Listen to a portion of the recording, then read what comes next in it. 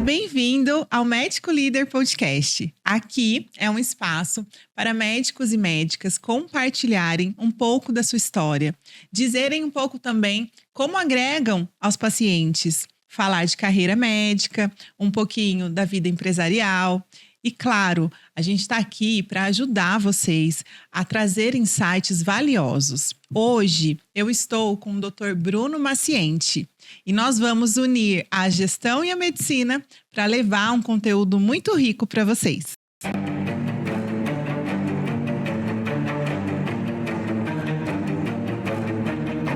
Muito bem-vindos. Nós vamos começar mais um episódio do Médico Líder Podcast.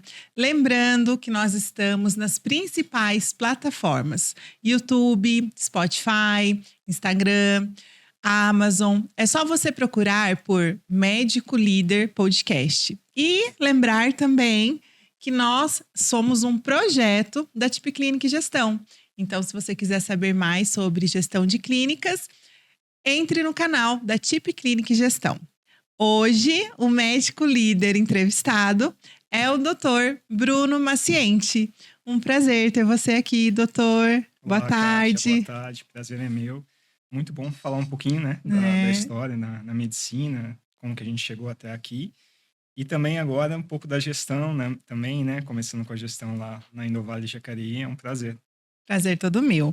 Hoje eu vou conhecer um pouquinho mais do Dr. Bruno. Já é um parceiro, né, doutor? A gente já está aí trabalhando juntos. Mas eu acho que o mais legal é trazer essa identificação, essa reciprocidade da sua especialidade, da sua atuação, que sem dúvidas pode ajudar outros profissionais até que vão escolher, né, a especialidade. Doutor, quanto tempo já na medicina? Medicina, comecei a faculdade em 2004, formei em 2011. Olha. E aí depois eu fiz cirurgia geral, formei em Belo Horizonte, na FMG, fiz cirurgia geral lá também, no Hospital de Trauma de Lomberens.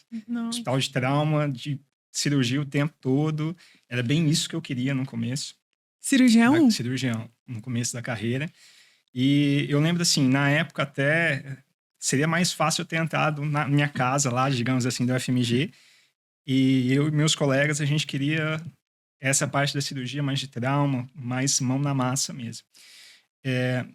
Fiz essa primeira residência de cirurgia geral. Na segunda, eu gostava muito da parte de aparelho digestivo, né? Eu comecei a ver mais sobre cirurgia do aparelho digestivo. Nessa primeira residência, eu já comecei a ver um pouquinho mais de endoscopia. Às vezes a gente auxiliava endoscopista em algum caso mais específico, que precisava do auxílio do cirurgião. Eu comecei a me interessar um pouquinho mais sobre a endoscopia. Quando eu pensei a segunda residência, eu cheguei a pensar também para aparelho digestivo, passei na Unicamp, cheguei lá a conhecer o serviço, mas aí eu fui conhecer, me chamaram também na endoscopia da Santa Casa de São Paulo, e assim, foi o que meu coração chamou. Gosto bastante assim da especialidade, eu acho que uma das coisas que eu gostava bastante da cirurgia é ser mais resolutivo, né? Claro que a clínica também tem esse fator de ser resolutivo, mas a cirurgia as ações costumam ser mais imediatas, né? E, por outro lado, assim, eu sempre me preocupei muito com o paciente. Então, às vezes, aquele paciente que complicava, eu ficava noites, às vezes, sem dormir, pensando o que podia fazer diferente. E na endoscopia foi uma área que eu achei que a gente pode trabalhar bastante com diagnóstico. No dia a dia é isso que a gente trabalha, né? A gente consegue, às vezes, fazer algumas ressecções, né? Fazer alguns tratamentos através da endoscopia. Depois a gente até pode falar um pouquinho sobre isso, que são bem menos invasivos do que os tratamentos cirúrgicos de forma geral. E que a chance de complicação isso é muito pequena. Então, assim, eu acho que eu consegui agregar essa parte de ter resolutibilidade, né? Com uma baixa taxa de complicação. Que você se identificou na cirurgia, né? Exatamente, com essa parte de ter uma baixa taxa de complicação, de ser bem menos invasivo e da gente conseguir resolver, digamos assim, também o problema do paciente, ou com um diagnóstico, ou com um tratamento específico menos invasivo. É uma área bem técnica, né? Bem técnica e de paciência, né? Sim. A gente fala que é uma área que os japoneses dominam por conta disso. Sim, né? Faz sentido. Mundialmente, os japoneses são os líderes aí da endoscopia, porque é uma área que realmente existe muito detalhismo, muito cuidado, né? E tem que ter paciência né, durante o exame, para você conseguir chegar num diagnóstico adequado e ajudar o paciente da melhor maneira possível. Nossa, que legal. E aí você ficou em São Paulo, fez, ali você se Isso, identificou. isso. Que Eu legal. lembro assim que quando vi o prédio da Santa Casa de São Paulo, eu já me apaixonei. Não sei se você Ah, conhece o sim, prédio. aham. É um prédio histórico, Claro, lindo, assim, né? é. E o setor de endoscopia também é muito diferente do que eu estava acostumado com a cirurgia, né? Claro que é corrido, todas as especialidades, né? Principalmente dessa parte cirúrgica, costumam ser, o dia a dia ser bem corrido, São muitos mas muitos exames. exames, né? A dinâmica é muito, muito intensa, mas eu acho que por conta até da personalidade dos chefes, das pessoas que conviviam, tornava isso um ambiente muito mais leve. E eu fiquei fazendo a residência de endoscopia lá há 2 anos. Depois eu fiz um estágio na Mayo Clinic nos Estados Unidos, né? Durante a residência também.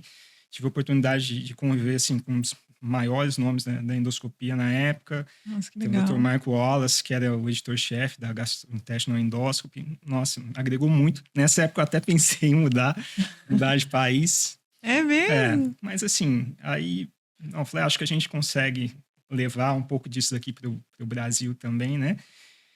Quando eu voltei, depois acabei a residência, já mudei para São José dos Campos, minha esposa já trabalhava aqui, e fiz mais um ano de uma subespecialização que chama CPRE, ou colangiopancreatografia endoscópica retrógrada, que é uma subespecialidade bem específica Da da endoscopia. endoscopia, que mexe com a Uhum. parte de via biliar.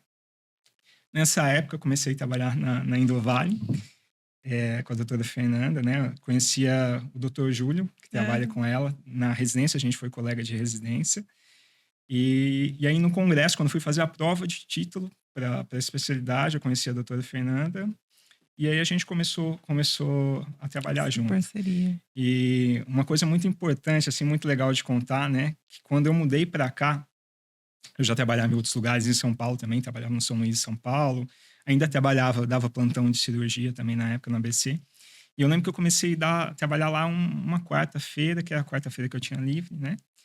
E eu lembro que foi muito legal, assim, porque quando eu entrei, o tratamento com o paciente era diferente, né? São Paulo é um volume muito grande. Então, a relação médico-paciente, principalmente nessa parte de exame, costuma ser muito limitada, né? Muito Claro que a de, gente... aquela coisa, fez o exame, pronto. Exatamente. Às vezes, realmente, você não tem tempo de conversar com o Eu como paciente paciente, já né? vivenciei É. isso, é verdade. E aí eu lembro que quando eu cheguei em São José, né, comecei a atender, a gente conversava com o paciente, você conhece o paciente pelo nome, o paciente vai atrás de você, não vai atrás, né, do exame. Ele vai atrás da Sim. clínica, vai atrás do profissional. E a gente sempre tinha rotina, depois do exame, conversar com o paciente também. E eu lembro que eu falei assim, quando eu comecei, eu falei, nossa, eu acho que aqui é o lugar que eu quero trabalhar, né? Então, se surgiu a oportunidade, aqui com certeza é o lugar que eu quero ficar. E foi isso que aconteceu, né? Uhum. Fui aos poucos deixando São Paulo, vindo mais para São José. E desde 2016, que Olha a só. gente já está junto lá na Nossa, clínica. tudo isso. Tudo isso, desde 2016. Nossa. É, bastante tempo já. Que legal. Isso é E muito legal, porque você se identificou com o modelo de negócio, no caso, que tem essa questão do tratamento, né? De priorizar a sim, assistência. E realmente, no exame, de verdade, uhum, como paciente falando, normalmente a gente não tem uma proximidade, uma associação com o médico. A gente uhum, faz, seja lá qual for o exame, mas a gente não leva muito do médico, né? E eu sinto isso mesmo, né? Indovale uhum. tem isso, né, doutor? Vocês atendem, vocês conversam. Isso sem dúvidas, é um diferencial que vocês têm, né? Eu acho que isso faz muita diferença, né? Assim, até a gente sempre conversa, às vezes, com o acompanhante também, porque às vezes o paciente não lembra, a gente É, conversa, mas não lembra por sim. conta da sedação. Mas eu acho que isso faz total diferença, né? Tanto no engajamento do paciente, para depois, né, caso tenha uma continuidade nesse tratamento, né, com o médico assistente dele. Mas para a gente também, isso no dia a dia, lembra que a gente não é técnico só, né? Eu Só. lembro que na Uhum. residência o chefe É sempre falava, ele verdade. falava, vocês são médicos, vocês não são fazedores de exame, né? Nossa, Então, perfeito. exatamente, a gente sempre tem que pensar que a gente está lidando com alguém que tem uma expectativa, né? E claro que a parte técnica ela é muito importante, né? Mas essa parte humana também é essencial. Muito. E assim, até também pensando aqui como paciente, qual que é a visão que a gente tem? A gente está vulnerável, a gente chega lá na sua sala, Uhum. né? E aí, você ter esse acolhimento, até o familiar, faz muita diferença. Muita diferença. A gente leva um pedacinho de vocês para casa. É mais ou menos É. isso.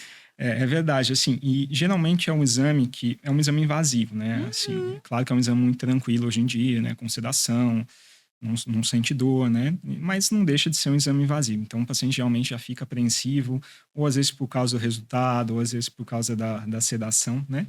Então, eu acho que ter esse acolhimento, ter essa visão facilita muito o Faz toda processo todo, né? Faz toda a diferença, na verdade, né. E você não tá só na endoscopia hoje, né, doutor? Você tem uma outra frente, eu diria, que não é só diagnóstica, né? Isso.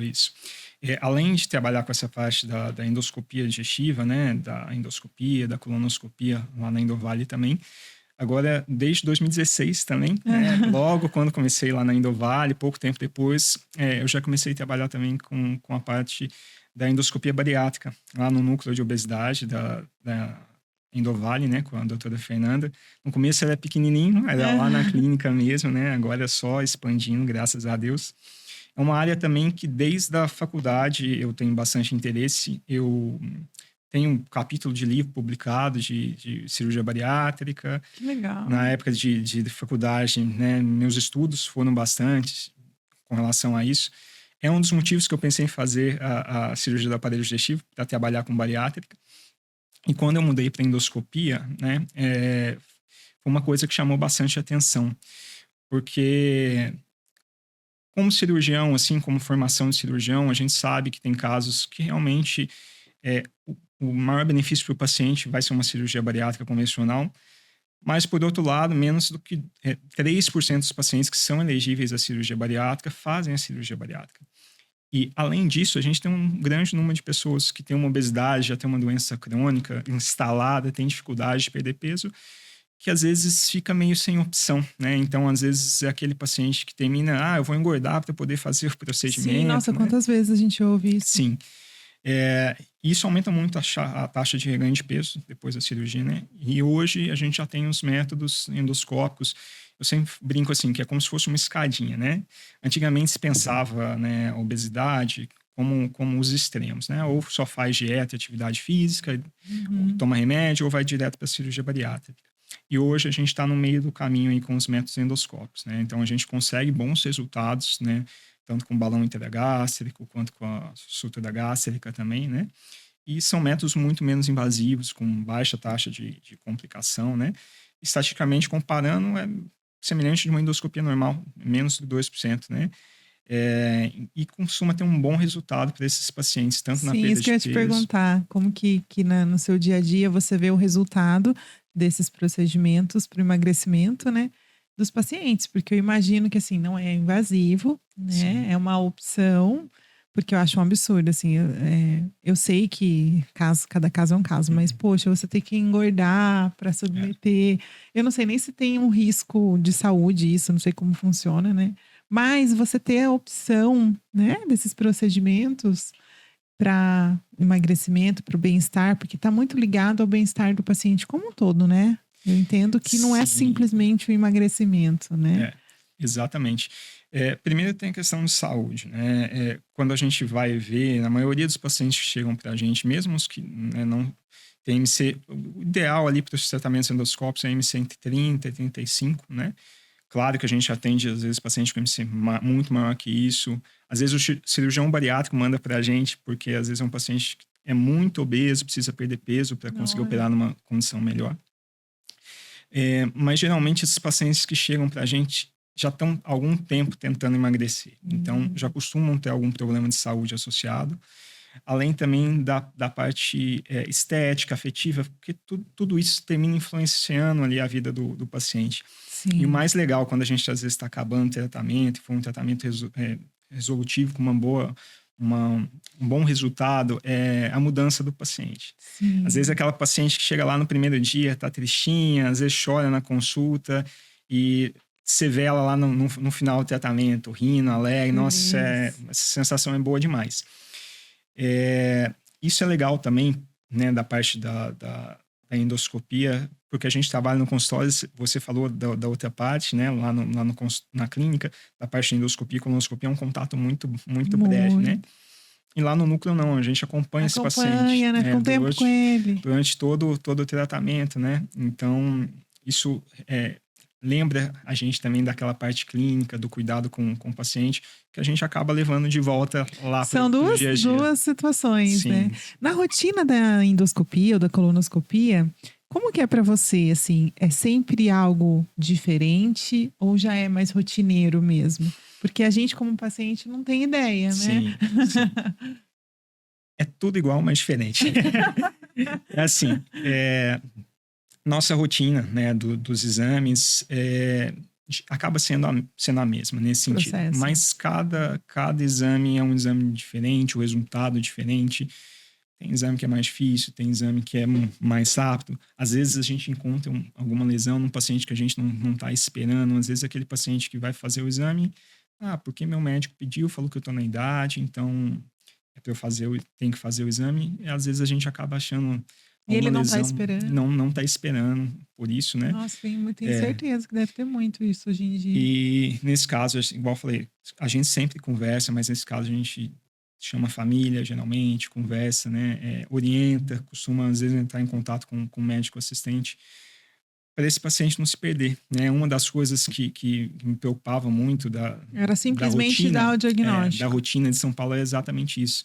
O paciente não te conhecia, quem está pedindo o exame não te conhecia, às vezes você fazia um diagnóstico, você ficava pensando, nossa, mas será que entendeu o que eu falei? Será que não entendeu? Aqui a gente tem essa possibilidade de fazer diferença mesmo, né? Olha de que conversar legal. com a família, conversar com o médico assistente, para encaminhar da melhor forma possível mais rápido. o tratamento. E na sua rotina, que eu imagino que você faça aí muitos exames durante a semana, né, doutor? Na sua rotina, você, até pensando do tempo que você tem aí de atuação, você sentiu esse aumento de casos mais sérios ou não? Sim. Tanto o aumento de casos graves, né? Por exemplo, falando do câncer de cólon ou de estômago, excluindo-se assim os cânceres de pele, né? A gente está falando de entre os 5 principais tipos de câncer no Brasil, né? Então, câncer de cólon é o segundo mais comum em homem, o segundo ou terceiro, depende da publicação, mais comum em mulher. O de estômago geralmente fica entre o quarto e o quinto. O que a gente tem visto é não só o aumento da incidência, né? A gente achar mais câncer, mas principalmente que isso é mais preocupante também, a gente tem visto que cada vez mais jovens têm tido lesões, né, de câncer. O que você considera como jovens? Jovens, eu digo, às vezes, abaixo dos 40 anos, abaixo dos 30 anos, tá? Hoje em dia, ontem às vezes, eu ouvi isso. O cirurgião falou isso pra gente, que abaixo dos 40 estava começando a aumentar a incidência de câncer no aparelho digestivo, né? Foi exatamente isso que ele falou. E esse foi um dos motivos, assim, igual no câncer coloretal, né? Até pouco tempo atrás se recomendava, quando você não tinha nenhum sintoma, fazer acima dos 50. Por conta desse aumento da incidência, hoje em dia acima dos 45, mesmo sem sintoma, já se recomenda fazer. Claro, teve algum sintoma antes, ou tem um histórico familiar, isso precisa ser adiantado, né? Mas por conta disso, do aumento de incidência, eu acho que aí é uma série de fatores, né? Tem a questão da estresse, alimentação, né? Tudo isso influencia no sedentarismo. Nossa vida mudou muito, né? Então, acho que a gente vai ter aumento de demanda cada vez maior pelo E você pega muitos exame. Casos, assim, durante a semana? Bastante. Você pega pelo menos um por dia? Não, um por dia não. Isso depende muito. Que bom. Isso depende... sou leiga, então tô perguntando. Nossa, não, isso pesado, depende muito do perfil, sabe? De atendimento. Né? Quando você trabalha com convênio, geralmente se costuma ver de forma mais rara, né? Agora você vai para o atendimento mais direcionado, paciente que às vezes tem sintoma, e costuma um centro, né, específico de câncer, aí costuma ser todo dia. Mas geralmente, assim, pelo menos 2, 3 casos ali no mês, a gente termina diagnosticando. Sempre tem. Além disso, também das lesões, né, que não essa é a grande vantagem, né? Descobrir antes. Essa é a grande vantagem, tanto da endoscopia quanto da colonoscopia. a gente consegue pegar as lesões antes delas virarem câncer propriamente dito, né? Então, no caso da colonoscopia, por exemplo, às vezes o paciente tem um pólipo. Pólipo é como se fosse uma verruguinha que dá ali no intestino, né? Que não é, a maioria não é câncer, mas a maioria dos cânceres começam com um pólipo. Então, às vezes o médico pediu lá, olha, tá na idade, tem que fazer. Aí o paciente vai fazer, a gente acha algum pólipo, remove, resseca aquele pólipo, né? Manda para biópsia, mesmo dando tudo certo. É importante que ele mantenha esse acompanhamento, né? Porque essa lesão, se a gente deixasse, né, 5, 10 anos, às vezes poderia virar um câncer. E com esses exames de hoje em dia, com a tecnologia que a gente tem capacidade de evitar que isso aconteça. Perfeito. Doutor, por que uma pessoa procuraria, então, fazer uma endoscopia e colonoscopia? Todo mundo vai ter que... Você recomenda todo mundo fazer esse exame? Sim, de colonoscopia isso é bem estabelecido, né? Hoje em dia, acima dos 45 anos de idade, é o ideal que todo mundo faça, pelo menos um exame, né? Se teve caso de câncer na família, a gente pede para reduzir esse número em 10 anos. Então, por exemplo, minha mãe teve com 42 anos de idade. Ideal que acima dos 32 ali você já comece prevenção. Da endoscopia isso não é muito bem estabelecido, né? Geralmente se faz quando tem algum sintoma ou quando se tem um histórico familiar mais importante. Sintoma, dor de estômago frequente, né? Às vezes azia, queimação frequente, alterações, né? Olha, eu comia qualquer coisa, não passava mal, agora eu como e não me sinto bem. Então, é algo que você procure. Mas a endoscopia também vocês indicam que seja feita após uma idade? Não, isso não é bem estabelecido. Ainda não tem uma idade, os estudos entendi. não mostram uma idade específica. Que já a colono que é bem determinado. estabelecida a idade. Na endoscopia, quando tem algum sintoma ou quando tem um histórico familiar. Ai, que interessante. Muito interessante isso. Até como paciente falando, né? Porque, por exemplo, eu não sabia que a minha mãe tinha câncer de estômago quando ela descobriu. E ela também não sabia. Eu acho que deve ter muita gente que sente uma dorzinha, né? Tem uma dorzinha ali de estômago e tal, mas não leva isso para ser investigado, né? Esse é um ponto muito importante, assim, é não negligenciar sintoma. Sintoma, exato. É muito comum. E às vezes é um sintoma que não é uma coisa que, nossa, tô passando super mal, né, doutor? Exatamente, assim, até você tocou no assunto, eu vou tocar no assunto pessoal também. Sim. Tem um tio meu que, assim, meu pai faleceu, tinha de 11 até 12 anos de idade. E tinha um tio meu que morava do lado de casa, que era meu tio pai, digamos assim. Então, eu lembro que na época da faculdade, era ele que me ia buscar, levar na rodoviária. Eu lembro que eu estava no último ano de faculdade, e ele, nossa, eu tô com uma dor muito forte, foi na época do Natal, estava de férias, tô com uma dor muito forte na perna. Fui examinar ele, bem descorado, com uma anemia importante, e aí eu comecei a conversar com ele, né? O que aconteceu, tio? Ele era farmacêutico, então, sentia dor na perna, achava que era Toma um remedinho ali. Tomava um remedinho. Nisso ele já estava tomando remédio, aí devia ter uns 5, 6 anos. Nossa. E aí, conversando com ele, né? Falou, tinha dor de estômago, tomava remédio há muito tempo. Falei, olha, tio, o senhor tá com uma anemia, vamos fazer o exame. Precisou tomar uma transfusão. Fez a endoscopia, descobriu que era um câncer gástrico também. Olha. Nunca imaginava, porque a dor era na onde? Na perna? Meu Deus na perna. do céu. Por conta do sangramento do tumor que gerou uma anemia, né? E assim, foi se tratar, ficou um ano todo tratado, e eu lembro assim que ele sempre falava para mim, nossa, mas se eu sou festa, eu não perco por nada. E ele morreu no dia da minha formatura. Jura? No dia da minha formatura. Meu Deus. Mas assim, eu guardo com boa lembrança, porque ele sempre curtiu demais o processo da minha faculdade, ficou muito orgulhoso. Então, acho que foi o jeito que ele... Sim, ele conseguiu acompanhar, né? Ele só não conseguiu ir na formatura, mas o restante ele conseguiu. Mas eu sempre falo isso para os pacientes. Então, assim, não negligencie o sintoma, né? Se tem uma coisa incomodando e ela está contínua, é porque tem algo errado. Isso precisa ser investigado. Até um ponto importante, né? Uma das indicações de endoscopias são para quem tem algum familiar, né? Que tenha tido câncer de estômago ou de esôfago. Uma das principais causas do câncer gástrico é uma infecção pela bactéria chamada Helicobacter pylori. Ela é transmitida por via oral, né? E algumas cepas, alguns subtipos dessas bactérias aumentam a chance de ter câncer de estômago.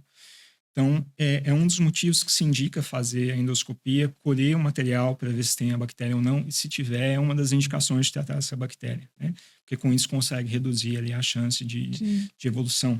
E olha que curioso, né? Eu, há uns 3 anos atrás, descobri que eu tinha H. pylori, Uhum.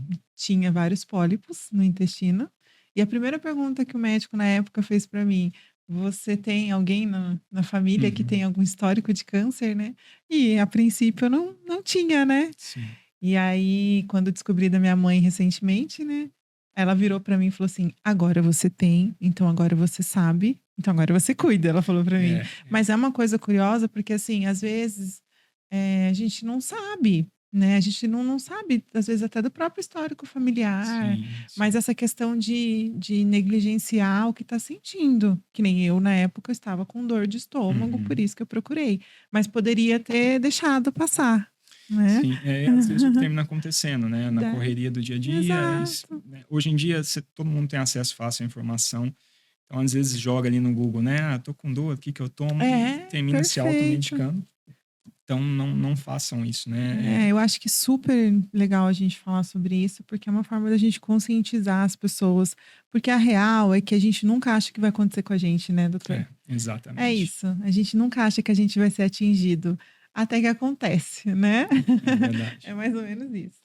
Bom, quando que despertou o doutor Bruno despertou o desejo, a coragem de ser um empresário também? Ou isso era uma coisa já que já tinha lá atrás, talvez no pensamento?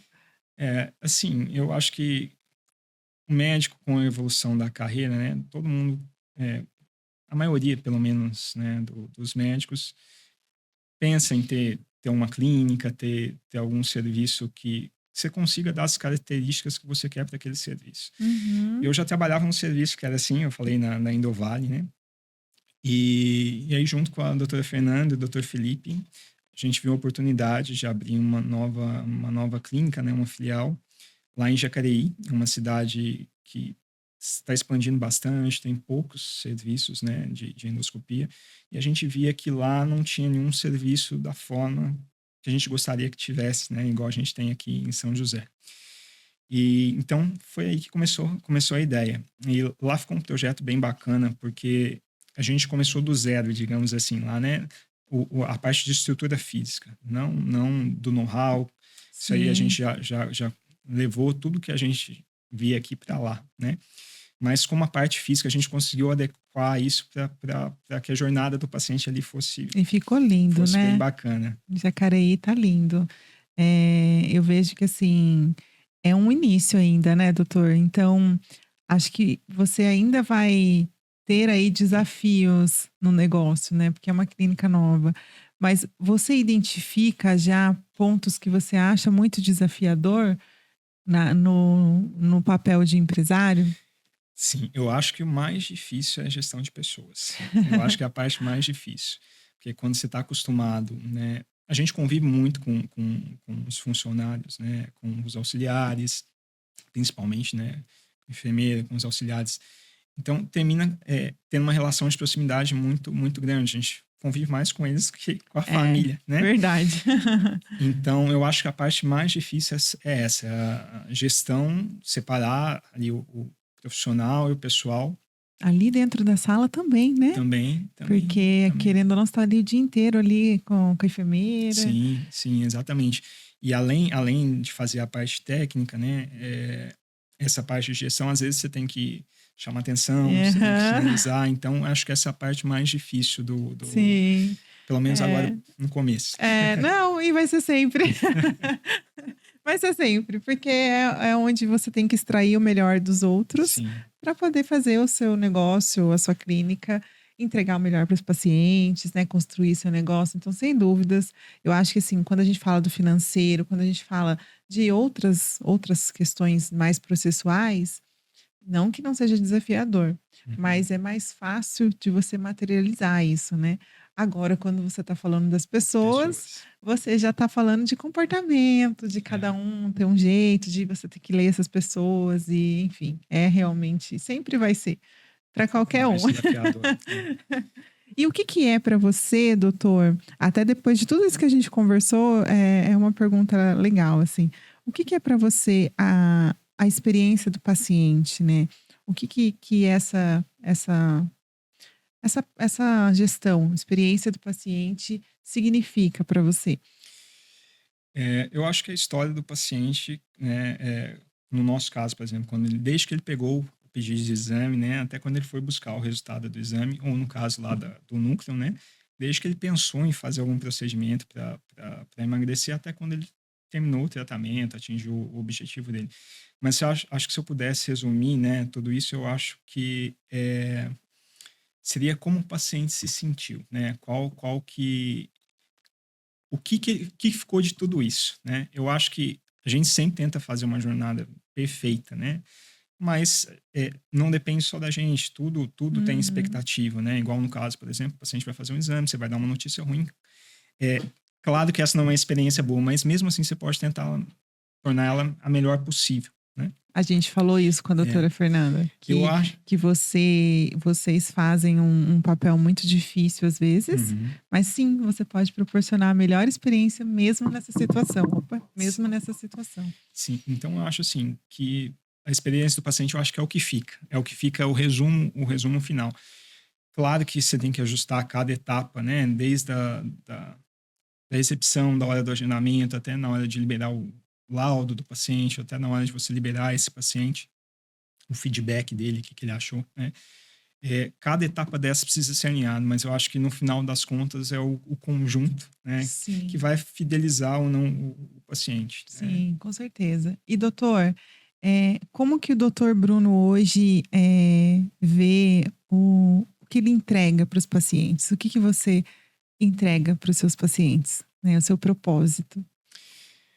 Eu acho assim que a parte técnica ela é fundamental para todo profissional, né? Ter uma boa formação, né? Se atualizar com relação a isso. Perfeito. Mas eu acho que mais do que isso é ter essa parte humana, né? De saber olhar para o paciente como uma pessoa, não como apenas mais um número, né? A gente está falando da parte empresarial, isso às vezes, infelizmente, acontece, principalmente quando às vezes você vai ver grandes hospitais, grandes redes, termina às vezes ficando uma coisa tão mecanizada, né? Que Uhum. esquece que o paciente não é um paciente, é uma pessoa, né? Não é só um cliente, é uma pessoa. Então, eu acho que o que eu poderia falar da minha formação é mais isso. Eu acho Uhum. que, além da parte técnica, a gente precisa integrar uma parte humana, porque é essa que eu acho que vai fazer principalmente a diferença para o paciente. E de verdade, doutor, é muito legal ouvir isso de um médico que está ali atuando na parte diagnóstica. Uhum. É muito legal, porque assim, a gente ainda no mercado não tem muito isso. Acho que vocês sabem disso, né? Então, é muito legal saber que assim, a pessoa não é realmente só mais um exame Uhum. e que se você tiver que dar esse suporte, você tá ali também nessa parte humana, né? E é o que eu falei até para a doutora Fernanda na nossa conversa. Vocês não fazem ideia do quanto vocês impactam o paciente e o familiar. Ou até vocês fazem, mas eu acho que já virou da rotina de vocês, né? Mas é um impacto muito grande, né? E até eu, como acompanhante, posso dizer isso. É aquela coisa que fica inesquecível, mesmo sendo um diagnóstico ruim, Entendi. né? Então, até me coloco como representando o paciente, agradecendo vocês por isso, porque eu sei que é um legado na vida de vocês, né? É uma realização, né? Eu acho que é esse o propósito, né? Eu acho que às vezes não adianta nada você ter, às vezes, né, aumentar muito. Nossa, tem uma clínica que tem um número de exames estratosférico, mas você não tem essa qualidade de atendimento, né? E isso é muito característica lá, realmente, da onde a gente trabalha, né, na clínica, que a gente tenta sempre imprimir esse lado bem pessoal, no caso do núcleo mais personalizado, né, não tão escalado, mas mais personalizado, porque isso faz muita diferença na vida do paciente e da nossa também. Que legal. Doutor, a gente está agora na parte onde você que faz uma pergunta para mim. Pode ser mais de uma? Pode. Então, Eu acho que uma tá é, bom. então, Aqui, você me perguntou, né? Eu fiquei pensando, né? Da parte mais difícil da gestão. E para mim, realmente, é lidar com pessoas. Você falou que vai continuar sendo assim, mas que dica você daria, né?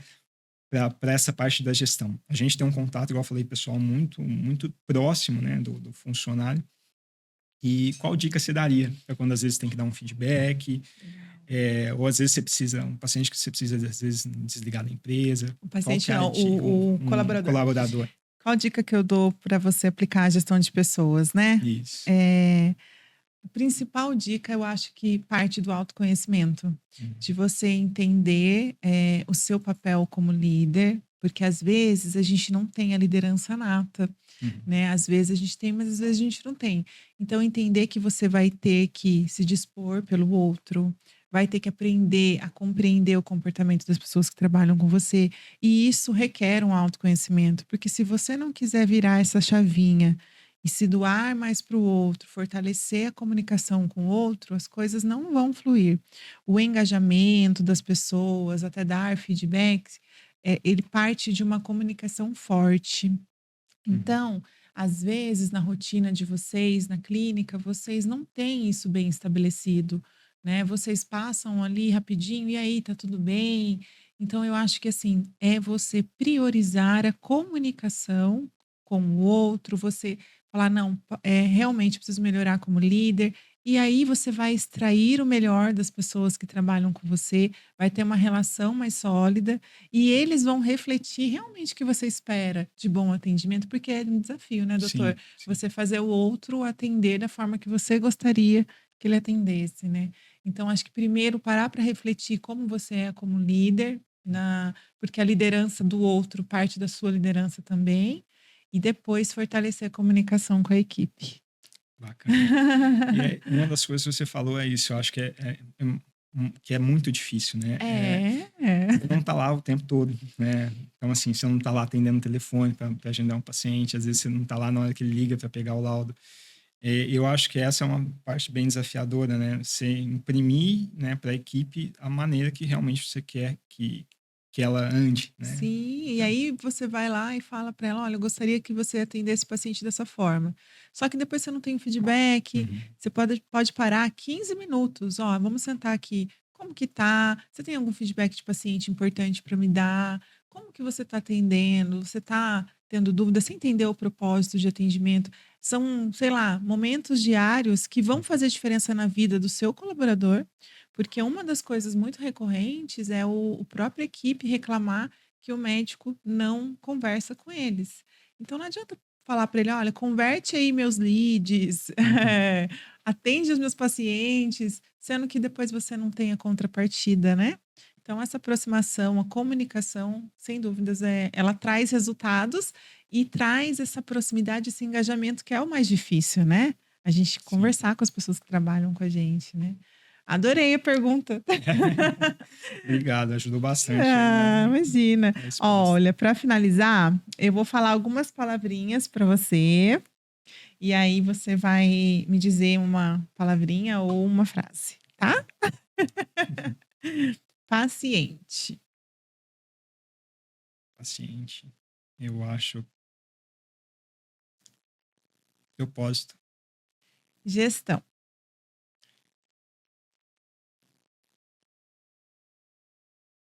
aprendizado. medicina.